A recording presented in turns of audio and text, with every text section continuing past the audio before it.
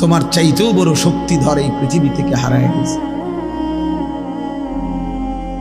তোমার চাইতেও বড় ক্ষমতাধর এই পৃথিবী থেকে হারায় গেছে। তুমি কেডা? এ দেখতে দেখতে নাই, দেখতে দেখতে যৌবন ফুরায় যাবে, দেখতে দেখতে এই শক্তি সামর্থ্য ফুরিয়ে যাবে, ফুরায় যাবে।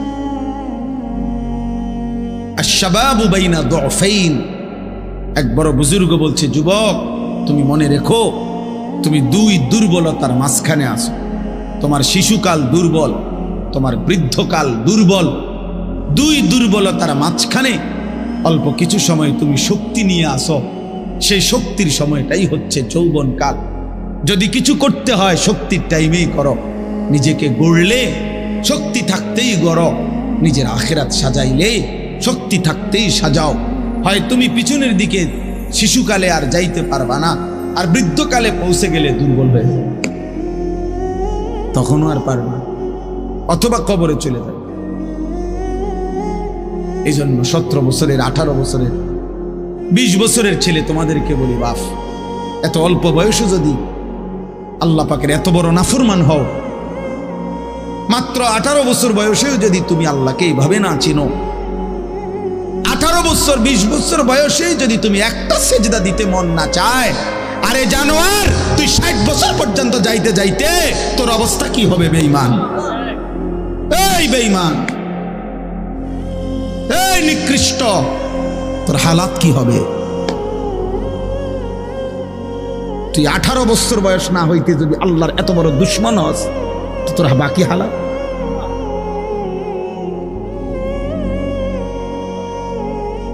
বিশ বছর না আইতেই যদি তুই এত নারী দেখে ফেলো, এত উলঙ্গ ছবি দেখো, জানোয়ার, বাকি জীবন তাহলে কি দেখবা?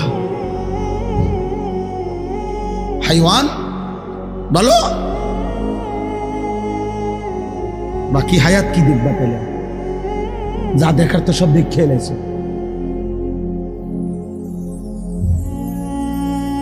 এরপরে কি করবা? এত কম বয়সে এত নারী, এত অল্প বয়সে এত উলঙ্গ ছবি দেখে ফেললাম, এত অল্প বয়সে চরিত্র এভাবে নষ্ট করে ফেললাম যে নারী ছাড়া, ছবি ছাড়া, জেনার দৃশ্য ছাড়া, বন্ধুদের অসৎ আড্ডা ছাড়া। ওই দেখেন ওই অপদার্থের দিকে দেখেন, ওই দেখেন ওই অপদার্থ কি করে।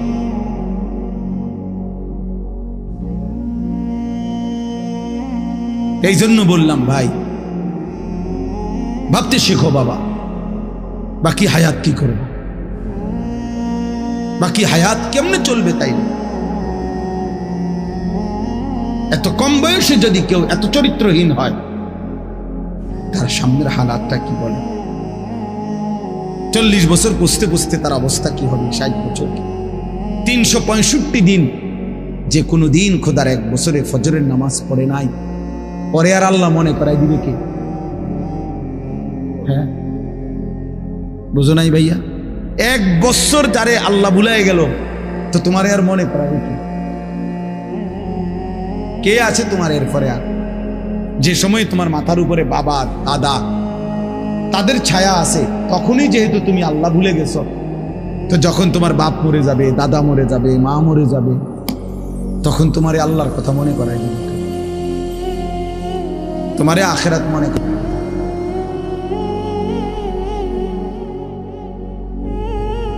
ছোটবেলায় আমার মনে আছে, আমার ছোট্টবেলা থেকে আমার মা সারাটা জীবন মা আম করে নামাজের কথা জিজ্ঞাসা।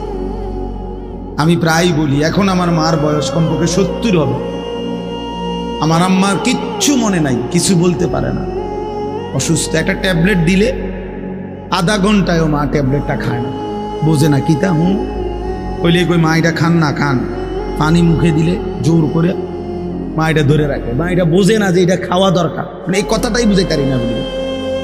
এখন এমন দুর্বল হয়ে গেছে সেই মা আমার। এখনো আমরা কথা বললে আমি করে জিগা, আমারে তো জিগা, তোমার ধরছে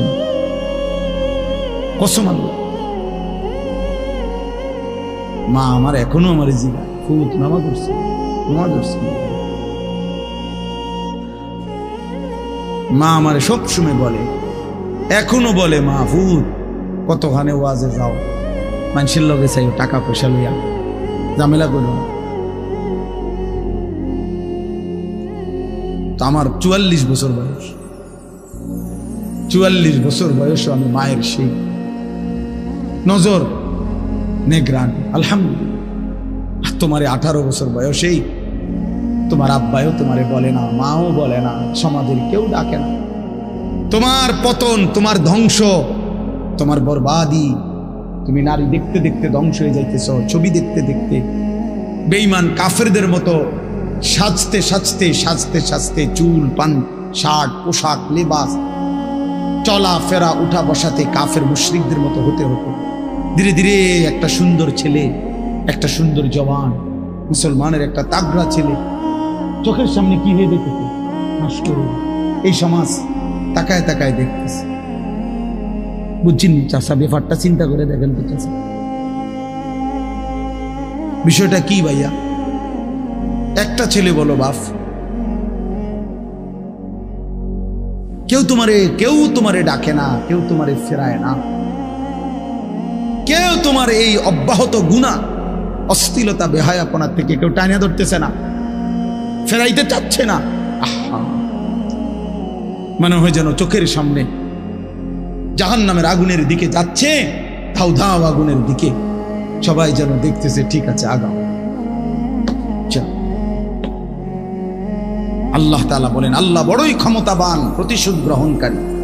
যুনতিকাম শব্দের অর্থ হলো প্রতিশোধ গ্রহণ।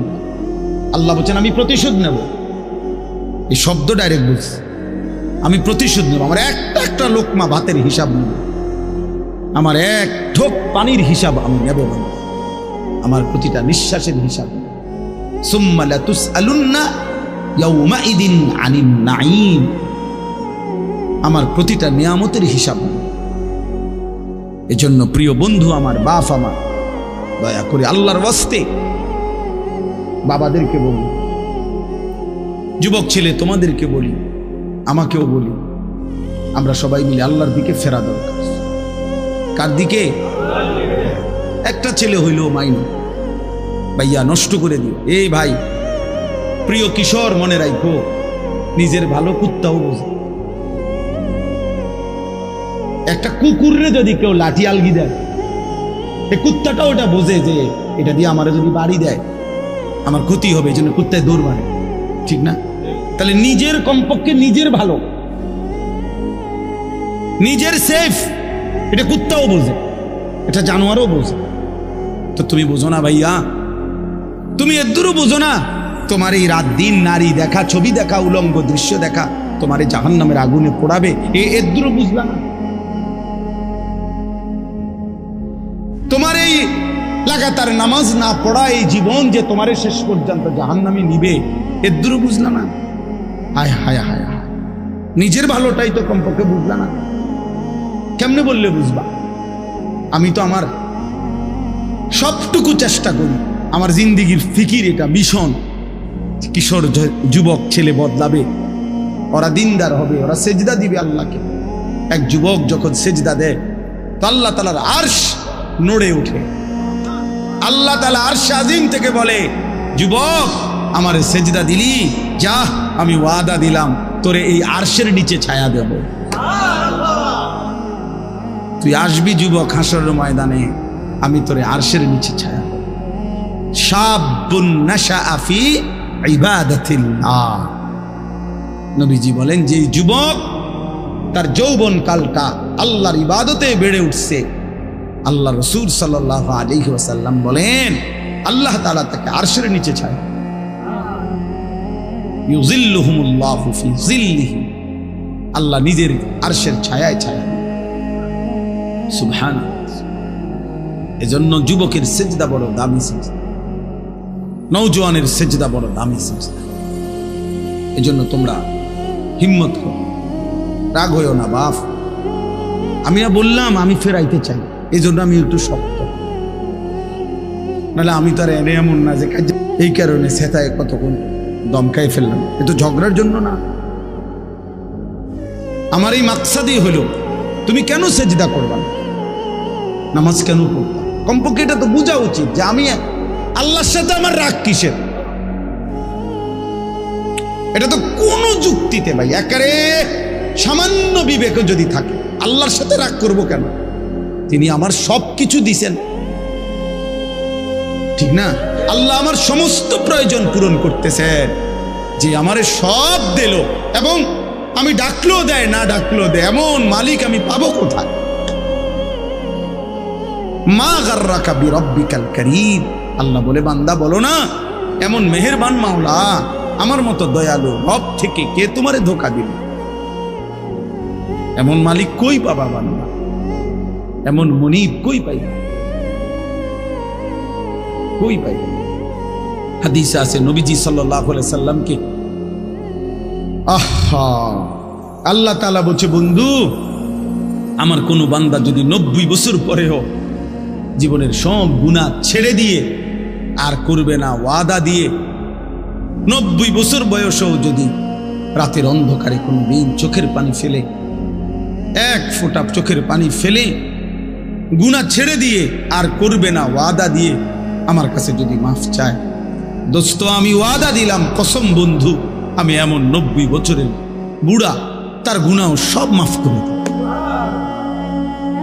এই দেখতে দেখতে আমার ওই ছেলেরা যারা আমার ওয়াজ রেকর্ডিং করে, এই ছেলেগুলো অনেকগুলো আছে যেগুলো নিয়মিত আমার সাথে থাকে, চলে আর সব জায়গায় জায়গায়, ওরা বলতেছে যে এখন যেহেতু আমরা তো আর আপনার সাথে হজে চলে যাব, আমি দেখা হবে না, আমরা একটু সময় দিই। আমার এটা খুব মনে পড়লো যে হায় যদি আর দেখা না, যদি আর কোনো দিন বলার সুযোগ না হয়।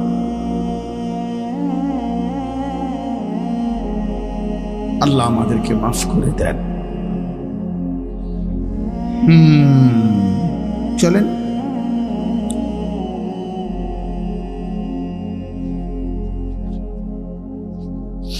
এজন্য যুবক ছেলেরা বলো ইনশাআল্লাহ, হিম্মত করো যে নামাজ পড়বানি ভাই ইনশাআল্লাহ। ছেলেরা বলো, ছেলেরা তোমরা বলো, বলো ইনশাআল্লাহ। আগামী দিনে সেজদাওয়ালা যুবক লাগবে, বিশ্বাস। কুল ইয়া ইবাদিয়াল্লাযীনা আসরাফু আলা আনফুসিহিম লা তাকনাতু মির রাহমাতিল্লাহ। রব্বুল আলামিন বলেন, বন্ধু বলেন, ও আমার বন্ধু আপনি বলে দেন, হে আমার বান্দা, আল্লাহ বলতেছেন আমার বান্দা শোনো না, তোমরা যারা এই পরিমাণ গুনাহ করেছো যে নিজের জীবনটাকে জুলুম করে শেষ করে ফেলেছো, জীবনে বলতে কোনো নেকি নাই, ডানে বামে কোনো নেকি নাই, গুনায় গুনায় ভরা জীবন তোমাদের পুরা ডুবে গেছে। আল্লাহ বলেন বান্দা, গুনার সমুদ্রেও যদি হাবুডুবু খাও, সেখান থেকেও যদি কোনোদিন আমি আল্লাহকে মনে পড়ে, তাইলে যদি গুনাহ ছেড়ে দিয়ে আর করবা না ওয়াদা দিয়ে আমি আল্লাহর দিকে এক কদম ফিরে আসো বান্দা। আর যদি বলো মাওলা জীবনভর আমি আপনাকে নারাজ করেছি, আর করব না মাওলা, আপনার নাফরমানি করব না মাওলা, আমি তওবা করলাম মাওলা, গুনাহ ছেড়ে দিলাম। আল্লাহ বলেন লা তাকনাতু মির রাহমাতিল্লাহ, আমার গুনাহগার নাফরমান বান্দা, আমি আল্লাহর রহমত থেকে নিরাশ হইও না বান্দা।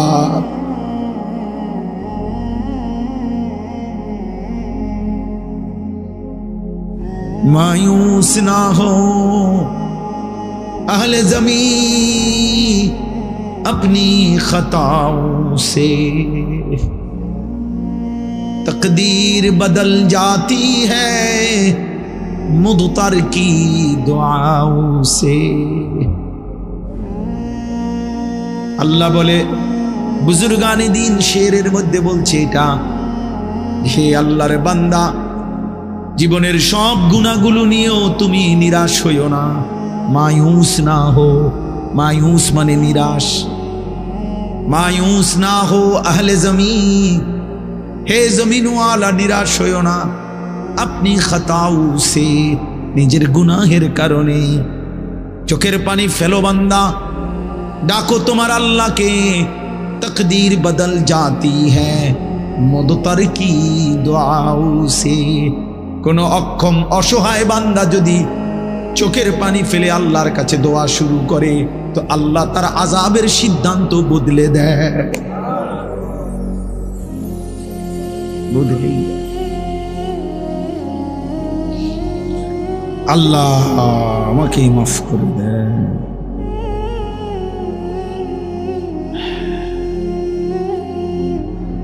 চলো ভাইয়া, আমরা বলার চেষ্টা করছি মালিকের কাছে, তো আমরা এটা বলতে পারবো যে আল্লাহ আমরা বলার চেষ্টা করছি আপনার বান্দাদের কাছে।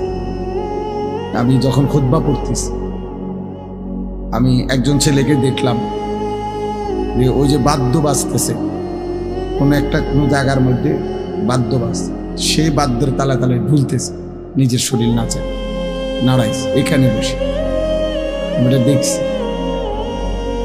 আমি ইচ্ছা করলেই তোমারে দাঁড় করাইতে পারতাম, কিন্তু আমি সতর্ক করলাম।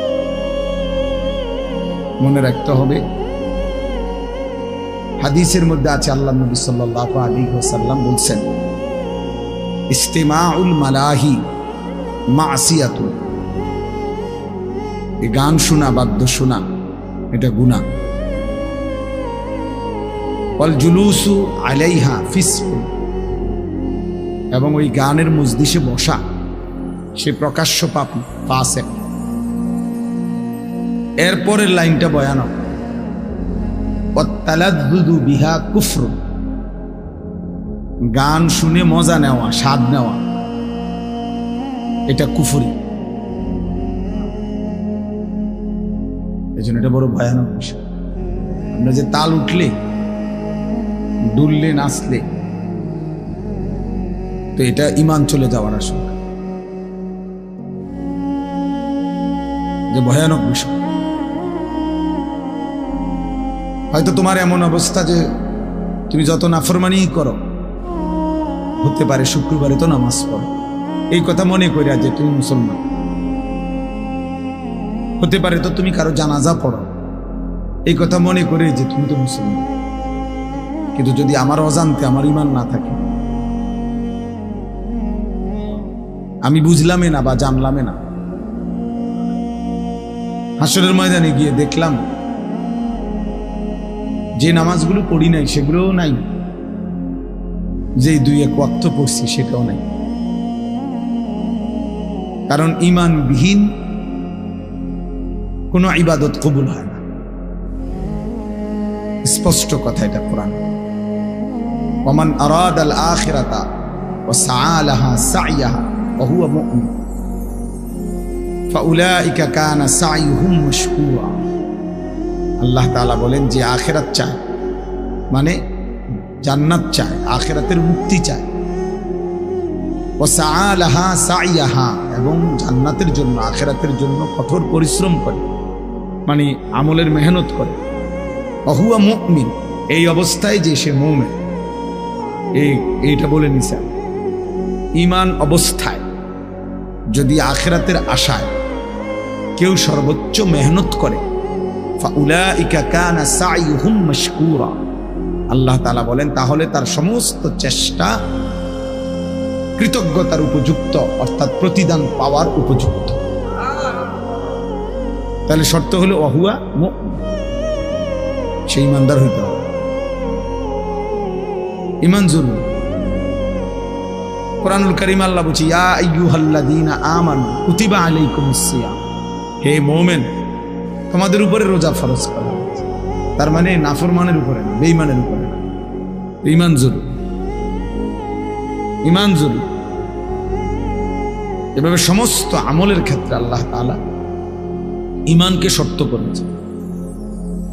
মান আমিলা সালিহাম মিন যাকারিন আও উনসা ওয়া হুয়া মুমিন, আল্লাহ বলেন পুরুষ কিংবা নারী ঈমান অবস্থায় যেই নেক আমল করবে, আমি আল্লাহ তাআলা তাকে ফালানুহইয়ান্নাহু হায়াতান তাইয়্যিবা, দুনিয়াতেই আরামের পবিত্র জীবন দান করব। ওয়ালা নাজজিয়ান্নাহুম আজরাহুম বিআহসানি মা কানু ইয়ামালুন, এবং তার সমস্ত আমলের বিনিময়ে আখিরাতে সর্বোত্তম বিনিময় জান্নাত দান। শর্ত হইল ওয়া হুয়া মুমিন। কি হইতে হবে? ঈমান জরুরি, ঈমান জরুরি। এই জন্য দাওয়াত ও তাবলীগের মেহনতে ইমানের মুজাকারা হয় বেশি, ইমানের কথা তাবলীগের সাথীরা বেশি আলোচনা। আল্লাহর বান্দাদের কাছে ঘুরে ঘুরে ইমান শেখায়। অনেকে এটা বুঝে না, কি করে মসজিদে মসজিদে ঘুরে ঘুরে। হ্যাঁ, আপনি দেখতে পারেন না মসজিদে ঘুরে ঘুরে কি করে? মসজিদে ঘুরে ঘুরে বন খায়। মূলত আল্লাহর বান্দাদেরকে ইমান শেখায়, আখিরাত চেনায়, ইমান শোনো। কিশোর নওজোয়ান তোমরা শোনো বাবা, হাদিসে আছে নবী সাল্লাল্লাহু আলাইহি ওয়াসাল্লামের একজন সাহাবী ছিল জুনদুব ইবনে আব্দুল্লাহ। জুনদুব ওনার নাম, সাহাবীর নাম। তিনি বলছেন যে আমরা যখন কিশোর ছিলাম, ওয়া নাহনু হাযাবিরা, হাযাবিরাতুন আরবি শব্দ, অর্থ হলো করিবুল বুলুগ, আমরা বালেগ হওয়ার কাছাকাছি, মানে কিশোর। কিশোর টিনেজ করে, ইংরেজিতে টিনেজ মানে ইংরেজি অক্ষরের মধ্যে যেগুলোর মধ্যে টিন এটা আছে,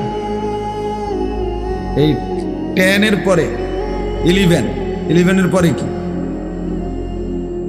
এরপরে এই 13, 14, 15, 16, 17, 18, 19, এই যে টিন, এরাই টিনেজ, কিশোর।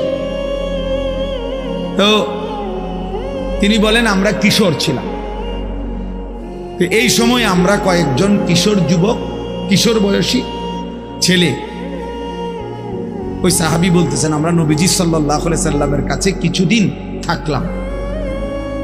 নবীজির কাছে থেকে কি করলাম এই ছোট বয়সে, কিশোর বয়সে? তো তিনি বলেন ফাতাআল্লামনাল ঈমান, আমরা এই কিশোর বয়সে নবীজির কাছে থেকে অবস্থান করে ঈমান শিখলাম। ফাতাআল্লামনাল ঈমান, এজন্য দোস্ত ঈমান শিখতে হয়, মুসলমান হইতে হয়, মুমিন হইতে হয়। এমনি শুধুমাত্র লা ইলাহা ইল্লাল্লাহ এই বাক্যটা মুখস্থ জানলে যথেষ্ট না। এটা তো একটা বাক্য, কালেমা ঈমানের, এটা দরকার, এটা বাধ্যতামূলক। কিন্তু শুধু এই বাক্যটা জানা, বলা, এটা মুখস্থ থাকা, এটাই যথেষ্ট নয়। নবীজি সাল্লাল্লাহু আলাইহি ওয়াসাল্লাম বলছেন, একেবারে সব হাদিসের কিতাবে আছে, আল ঈমানু বিদউন ওয়া সাবউনা শু'বা, ঈমানের 70টার চাইতে বেশি ডালপালা রয়েছে, শাখা প্রশাখা। মোবাইল নামান, মোবাইল নামান, আসেন আবার নিয়ে। বলছি না আমি, ভালো না লাগবে চলে যান। তো আল ঈমানু বিদউন ওয়া সাবউনা শু'বা, ঈমানের 70টার চাইতে বেশি ডালপালা রয়েছে। নবী সাল্লাল্লাহু আলাইহি ওয়াসাল্লাম বলেছেন। তো মুহাদ্দিসিন উলামায়ে কেরাম ব্যাপক গবেষণা করে বের করছেন ঈমানের মোট শাখা প্রশাখা হলো 77টা। কয়টা? ঈমানের 77টি শাখা প্রশাখা। তো নবীজি সাল্লাল্লাহু আলাইহি ওয়াসাল্লাম বলেন, ফাআফদালুহা কাউলু লা ইলাহা ইল্লাল্লাহ, এই 77টি শাখার মধ্যে সবচেয়ে বড় ডাল, সবচেয়ে বড় শাখা, প্রধান শাখা, যে আমরা লিখছেন কেন্দ্রীয় জামে মসজিদ, মনে করেন কেন্দ্রীয় শাখা মানে প্রধান শাখা, মেইন ডাল, লা ইলাহা ইল্লাল্লাহ এই বাক্য বলা। তাহলে তো 77টা শাখার একটা প্রধান শাখা হইল কি? এই কালেমান। বাকি 76টা বলো ভাইয়া, ছেলেরা বলো, বাবা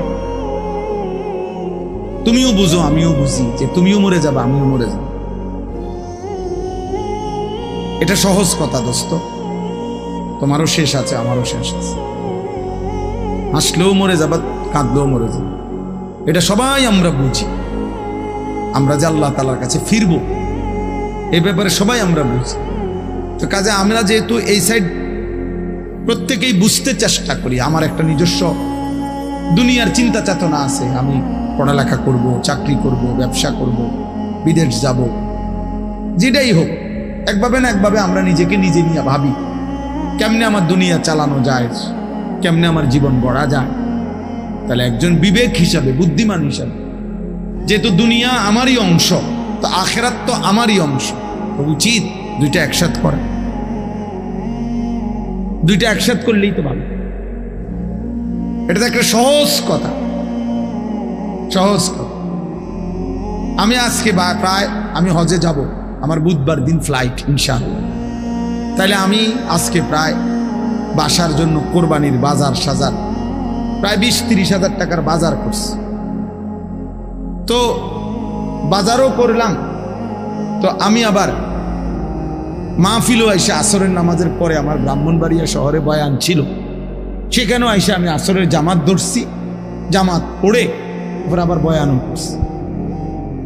তাহলে এটাও আমার কাজ, সংসারের বাজার করে দেওয়া, ওইটাও আমার কাজ। আমি ওই হিসাব করে উঠছি, যে হিসাব করলে আমি বাজারও শেষ করতে পারবো, আবার কুমিল্লা ক্যান্টনমেন্ট থেকে গিয়া ব্রাহ্মণবাড়িয়া আসরের নামাজ ধরতে পারবো। আমার কাজই আমি এখানে আসতে হবে, আমার তাড়াহুড়া। আমি ছিলাম সেই বেড়তলা ব্রাহ্মণবাড়িয়া বিশ্ব রোডের কাছে, বাংলাদেশের শ্রেষ্ঠ আলেম দ্বীন ওয়াইজ আল্লামা জুবায়ের আহমদ আনসারী রাহমাতুল্লাহ আলাইহি হুজুরের মাদ্রাসায় বয়ান করছি, জামিয়া রহমানিয়া হুজুরের মাদ্রাসা। তাইলে ওইখানে আমি এখন, এখানেও আমার আসা দরকার। ওইখানে আমি এশার নামাজ ইতমিনানের সাথে জামাত পড়ে, সুন্নত বিতির পড়েই এরপরে আসছি। এখন এখানে আমার দেরি হইব কিছুটা, আমি বুঝছি, কিন্তু আমার জামাত পড়তে হবে কিনা কথা বলেন না। তাই এটা আমার জিম্মাদারি, যেটা আমাকে করতেই হবে। আমি এটা ছাড়বো কেন? এটা ছাড়বো কেন? নাই তো 2 জন মানুষ কম হবে, 5 জন শুনবে, অসুবিধা কি? মানুষ চলে গেছে, তো চলে গেলে আমার সমস্যা কি? কথা বোঝে? তাইলে বিষয়টা হইল, একজন সহজ কথা হলো, একজন বুদ্ধিমান হিসাবে একেবারে আদনা বিবেক থাকলেও যে কেউ আমাদের বোঝা উচিত যে দুনিয়াও আমার, আখিরাতও আমার। বাজারও করো, ব্যবসাও করো, বাকি সেজদাও করো, নামাজও পড়ো। এই জন্য বাপ ছেলেদেরকেও বলি, বাবা দিন শিখতে হয় ভাইয়া। তোমরা অনেক ছেলে আসো যারা মা বাবাও গাফেল, তোমরা নিজেরাও গাফেল। তোমরা ইসলামকে একটা খামখেয়ালি মামুলি বিষয় মনে করো, মন মতো নামাজ পড়ো। অনেক ছেলে আছে তোমরা ফরজ গোসল কেমনে করে জানো না, অথচ তোমাদের বীর্যপাত হয়।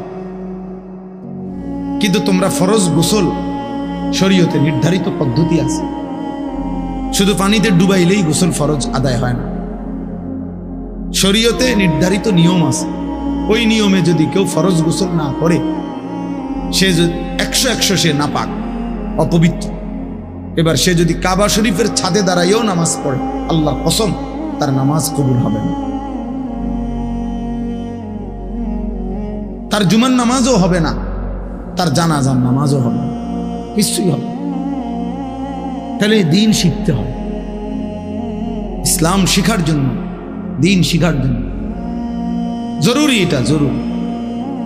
এটা বলে কিছু লোক মাদ্রাসায় পড়ে, ওনাগো ভাল লাগছে, ওনারা মাদ্রাসায় পড়ে, ওনারগো ভাল লাগছে, ওনারা স্কুলে পড়ে, ওনারগো ভাল লাগছে, ওনারা কিন্টার গার্ডেনে পড়ে, যে জেনে ভাল লাগে পড়বো না। এটা মস্কারি না, কোরআন কোনো মস্কারি না। যে যার যেটা ভাল লাগে, যার মন চায় কোরআন শরীফ পড়ুক, যার মন চায় বাংলা পড়ুক, যার মন চায় ইংরেজি পড়ুক, না না, এটা এরকম একটা বিষয় না। এটা আমার ইবাদত। কোরআন শরীফ পড়া এটা শুধু একটা পড়া না দোস্ত, এটা একটা ইবাদত। কোরআনুল করিম তেলাওয়াত করা একটা কি, বাংলা রিডিং পড়া ইবাদত, অঙ্ক করা ইবাদত। তাই এটার সাথে এটার মিল আছে কি? এই জন্য নীরবে আলহামদুলিল্লাহ অনেক সুন্দরভাবে বসছেন, সবাই বাবারাও বসছেন, ছেলেরা তোমরাও বসছো। বা বুঝতে শেখো, দিন শেখা দরকার। আখেরাত আমি বুঝি নাই বললেই আখেরাত নাই এমন না ভাই। আমি খেয়াল করি নাই বললেই আখেরাত হবে না, বিষয়টা এমন না। তুমি হয়তো ভাবতেই পারো যাই বুঝি নাই হুজুর, আমরা স্কুলে পড়ছি, এত কিছু কি আর আমরা জানি? বুঝতে এই সমস্ত এই সামান্য কথায় আখেরাত টিকবে না। অনেক চাচারা আছেন, আপনারাও বলেন হুজুর আমরা গ্রামের মানুষ, মূর্খ সুরক্ষ মানুষ, আমরা এত কিছু টোয়াইলি কি আর হইব, আমরা কি আর পারব না? এই সমস্ত কথা বললে খোদার কসম বাবা আখেরাত টিকবে না। হাসরের ময়দান ফাইজলামির জায়গা, আপনার মস্কারি না, এটা সাদওয়ান না। আপনি গপ মারবেন বইয়া বইয়া, ফালতু কথা বলবেন, মস্কারি করবেন, জি না।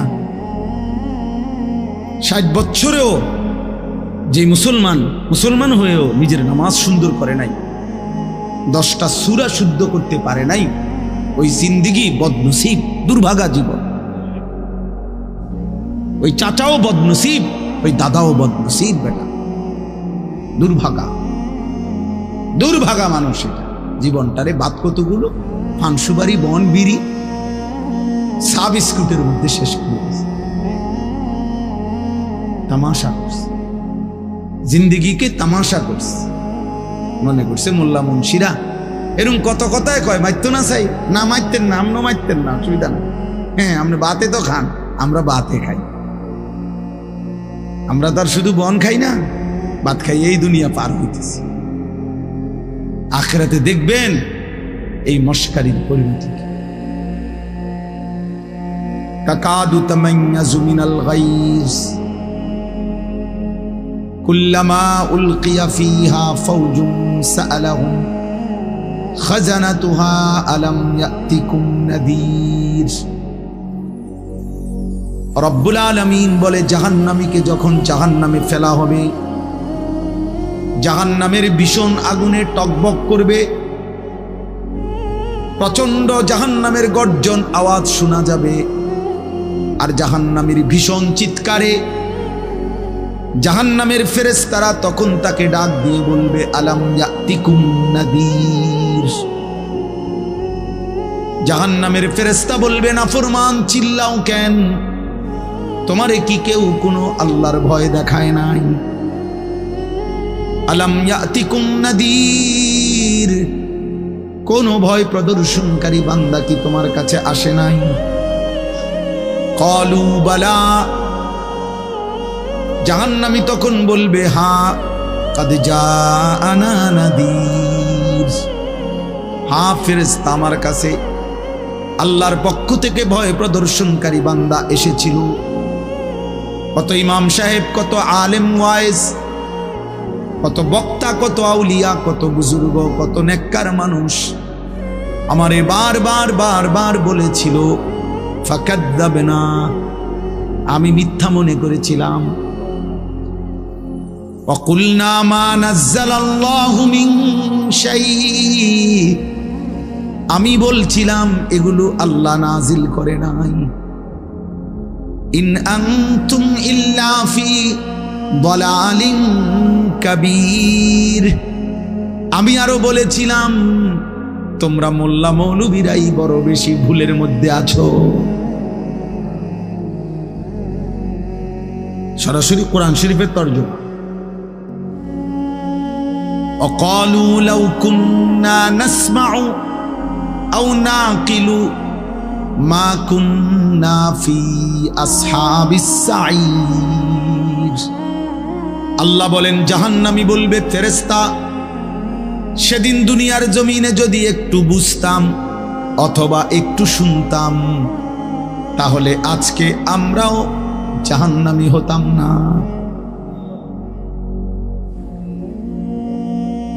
ফাতারাফু বিদামবিহিম, আল্লাহ বলে জাহান্নামী তার সবগুলো পাপের স্বীকৃতি দেবে।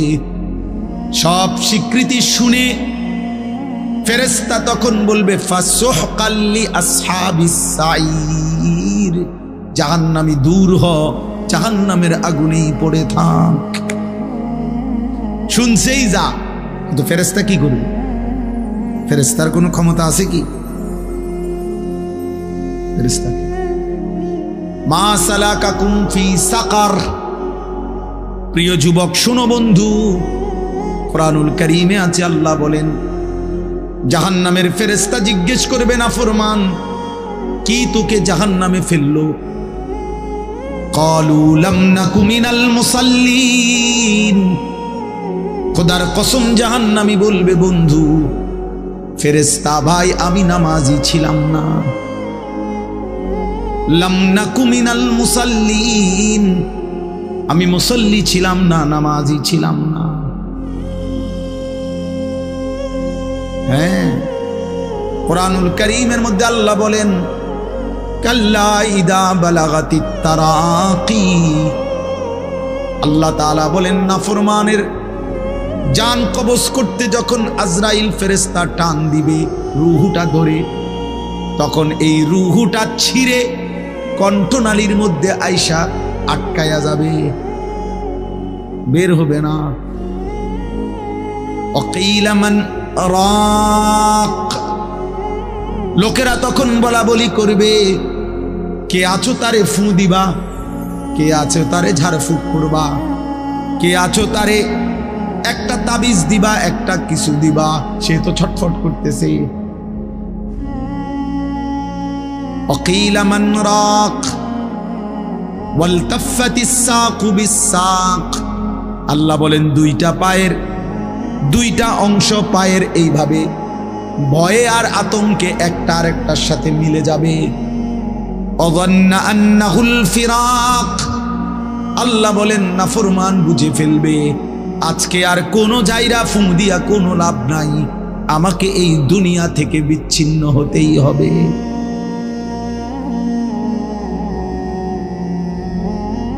অযন্না আন্নাহুল ফিরাক। রব্বুল আলামিন বলেন এভাবে ছিন্ন করে রূহটাকে ছিঁড়া কেন, জাহান্নামীকে কেন জান কবজ করা হলো? তো আল্লাহ নিজে বলেন ফালা সাদ্দাকা ওয়ালা সাল্লা। এই নাফরমান আমি আল্লাহর কথা সত্য মনে করে নাই, আর ওয়ালা সাল্লা এবং নামাজ আদায় করে নাই।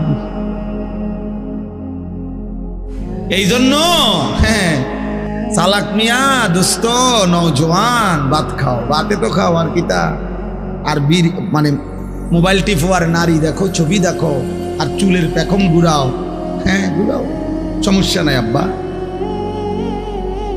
দেখবা তোমার চাইতেও বড় শক্তিধর এই পৃথিবী থেকে হারায় গেছে,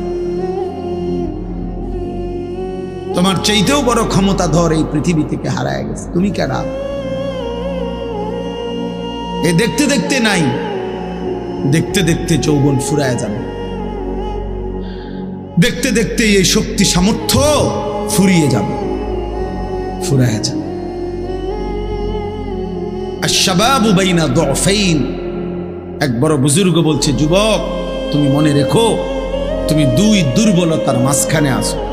তোমার শিশুকাল দুর্বল, তোমার বৃদ্ধকাল দুর্বল, দুই দুর্বলতার মাঝখানে অল্প কিছু সময় তুমি শক্তি নিয়ে আসো।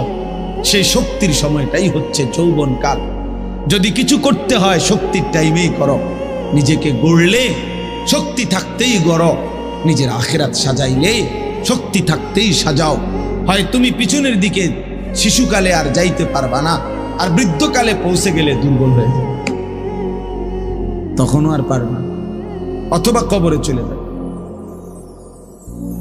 এই জন্য 17 বছরের 18 বছরের 20 বছরের ছেলে তোমাদেরকে বলি বাপ, এত অল্প বয়সে যদি আল্লাহ পাকের এত বড় নাফরমান হও, মাত্র 18 বছর বয়সেও যদি তুমি আল্লাহকে এইভাবে না চিনো, 18 বছর 20 বছর বয়সেই যদি তুমি একটা সেজদা দিতে মন না চায়, আরে জানোয়ার তুই 60 বছর পর্যন্ত যাইতে যাইতে তোর অবস্থা কি হবে? বেঈমান, এই বেঈমান, এই নিকৃষ্ট, তোর হালাত কি হবে? তুই 18 বছর বয়স না হইতে যদি আল্লাহর এত বড় দুশ্মন হস, তো তোর বাকি হালাত।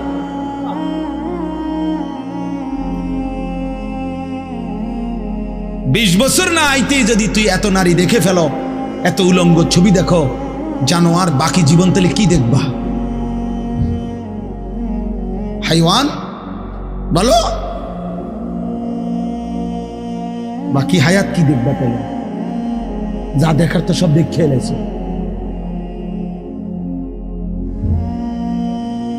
এরপরে কি করবা? এত কম বয়সে এত নারী, এত অল্প বয়সে এত উলঙ্গ ছবি দেখে ফেললাম, এত অল্প বয়সে চরিত্র এভাবে নষ্ট করে ফেললাম যে নারী ছাড়া, ছবি ছাড়া, জেনার দৃশ্য ছাড়া, বন্ধুদের অসৎ আড্ডা ছাড়া। ওই দেখেন ওই অপদার্থের দিকে দেখেন, ওই দেখেন ওই অপদার্থ কি করে।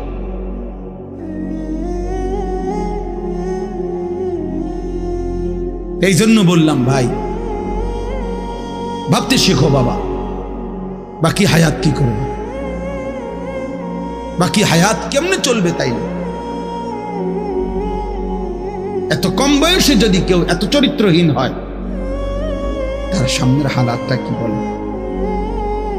40 বছর পুষতে পুষতে তার অবস্থা কি হবে? 60 বছর, 365 দিন, যে কোনো দিন খোদার 1 বছরে ফজরের নামাজ পড়ে নাই, পরে আর আল্লাহ মনে করাই দিবে কে? হ্যাঁ, বুঝো নাই ভাইয়া? 1 বছর যারে আল্লাহ ভুলাই গেল, তো তোমারে আর মনে করাবে কে আছে তোমার এরপরে? আর যে সময় তোমার মাথার উপরে বাবা দাদা তাদের ছায়া আছে, তখনই যেহেতু তুমি আল্লাহ ভুলে গেছো, তো যখন তোমার বাপ মরে যাবে, দাদা মরে যাবে, মা মরে যাবে, তখন তোমারে আল্লাহর কথা মনে করাই দিবে, তোমারে আখিরাত মনে করে।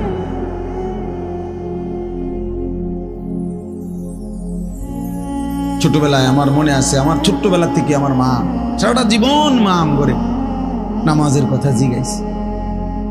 আমি প্রায় বলি, এখন আমার মার বয়স কমপক্ষে 70 হবে, আমার আম্মার কিচ্ছু মনে নাই, কিছু বলতে পারে না, অসুস্থ। একটা ট্যাবলেট দিলে আধা ঘন্টায়ও মা ট্যাবলেটটা খায় না, বোঝে না কিতা হুঁ কইলে কই মা এটা খান না, খান।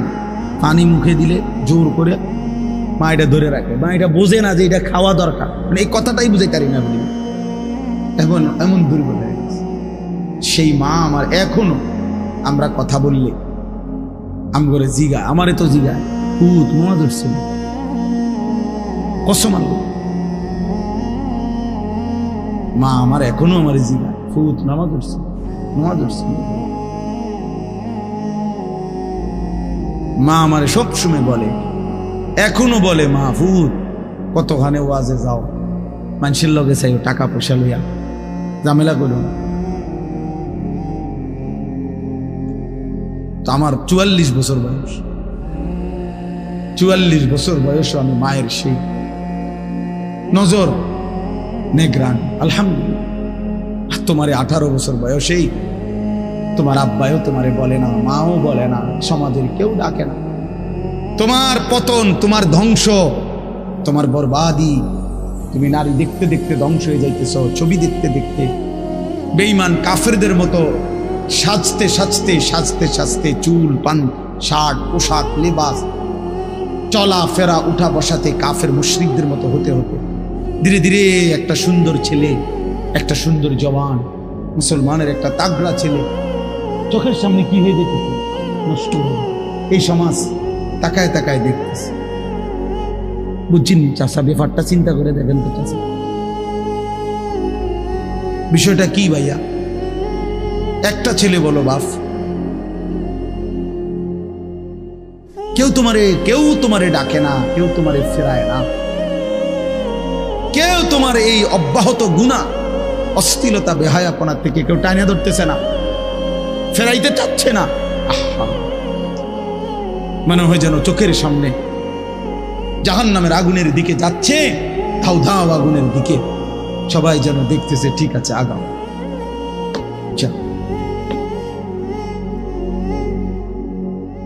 ومن يشاقق الرسول من بعد ما تبين له الهدى ويتبع غير سبيل المؤمنين, আল্লাহ বলেন আমার রাসূলের মাধ্যমে আমি সব কিছু স্পষ্ট করে বলে দেওয়ার পরেও যারা আমার রাসূলের বিরুদ্ধাচরণ করবে, ওয়ায়াত্তাবি' গায়রা সাবিলিল মুমিনিন, আমার প্রকৃত ঈমানদার যেই পথে চলে এই পথের উল্টো পথে যে চলবে, আল্লাহ বলেন আমার রাসূলের বিরুদ্ধাচরণ যে করবে, আমার ঈমানদার মুমিনের পথের উল্টো পথে যে চলবে, নুওয়াল্লিহি মা তাওয়াল্লা, আমি আল্লাহ তাকে সেই উল্টো পথেই চালাবো, ওয়া নুসলিহি জাহান্নাম, একদিন তারে ধাক্কা মেরে জাহান্নামে ফেলে দেব।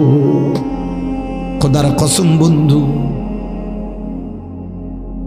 আল্লাহ বলেন চলতে চলতে নাফরমান, গুনার অসভ্যতার অস্থিরতা, সুদ আর হারাম, কিস্তি আর হারাম রোজগার করতে করতে চাচা 60 বছর পরে একদিন ফেরেশতা তোমারে লাথি দিয়া কবরে পাঠায় দিব। বলবে যা সুদখোর যা কবরে, যা কিস্তিখোর হারামখোর যা কবরে যা। জীবনভর ওজনে কম দিলি, জীবনভর হারাম রোজগার করলি না ফরমান, যা এখন যা কবরে। এত লম্বা হায়াত, এত লম্বা রাত, লম্বা দিন, কখনোই আল্লাহকে মনে পড়লো না, হালাল হারাম মনে পড়লো না।